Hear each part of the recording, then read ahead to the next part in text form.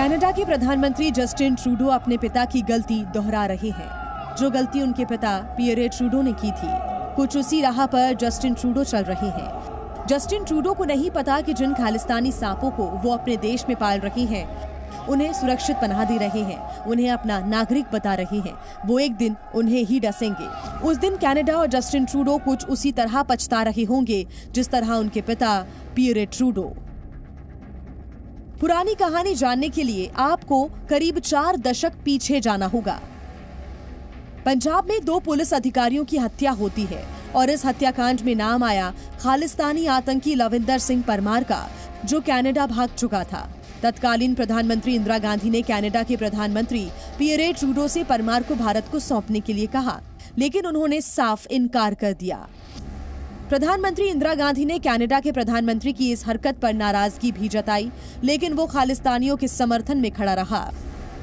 भारतीय सेना ने स्वर्ण मंदिर से खालिस्तानी उग्रवादियों को उखाड़ फेंकने के लिए ऑपरेशन ब्लू स्टार चलाया। इसी दौरान बब्बर खालसा के टॉप आतंकी तलविंदर सिंह परमार ने भारत के खिलाफ युद्ध की घोषणा की। उसने कहा कि जल्द ही एयर इंडिया के विमान आसमान से गिर जाएंगे और ठीक 1 साल बाद खालिस्तानियों को पनाह देने की कीमत कनाडा ने चुकाई। जून 1985 में कनाडा के मॉन्ट्रियल से एयर इंडिया कनिष्क विमान ने उड़ान भरी। इसे लंदन होते हुए बॉम्बे जाना था। रास्ते में ही इस विमान में ब्लास्ट हो गया। कुल 329 लोगों की मौत हुई, जिसमें 270 कनाडाई नागरिक भी शामिल थे। यह हमला खालिस्तानियों ने किया था और इसका मास्टरमाइंड था तलविंदर सिंह परमार, वही तलविंदर जिसे कनाडा ने भारत को सौंपने से इनकार कर दिया था। देश में जस्टिन ट्रूडो के पिता और तब के प्रधानमंत्री पियरे ट्रूडो की काफी किरकिरी हुई। 90 का दशक आते आते भारत में अलगाववाद का आंदोलन ठंडा पड़ चुका था। हालांकि कनाडा में खालिस्तान आतंकी फलते फूलते रहे, वहां की सरकार उन्हें संरक्षण देती रही। इसे आप इस बात से समझ सकते हैं। कनाडा के टोरंटो में सांझ सवेरा नाम की पंजाबी भाषा में मैगजीन निकलती थी। अक्टूबर 2002 में इस मैगजीन के फ्रंट पेज पर एक तस्वीर छपी। इसमें इंदिरा गांधी की हत्या होते हुए दिखाया गया था और हत्यारों को शहीद बताया गया था। एक मित्र राष्ट्र की प्रधानमंत्री की हत्या का महिमा मंडन करने वाली मैगजीन को चेतावनी तक नहीं दी गई, बल्कि कनाडा सरकार ने मैगजीन को सरकारी विज्ञापन देना शुरू कर दिया। साल 2006 में कंजर्वेटिव पार्टी के नेता स्टीफन हार्पर कनाडा के पीएम बने। भारत में मनमोहन सिंह प्रधानमंत्री थे। रिश्ते सुधरना शुरू हुए ही थे कि साल 2007 में ब्रिटिश कोलंबिया के सरे में वैशाखी के दिन एक परेड निकाली गई। कनाडा के पीएम स्टीफन हार्पर के प्रतिनिधि रैली में मौजूद थे।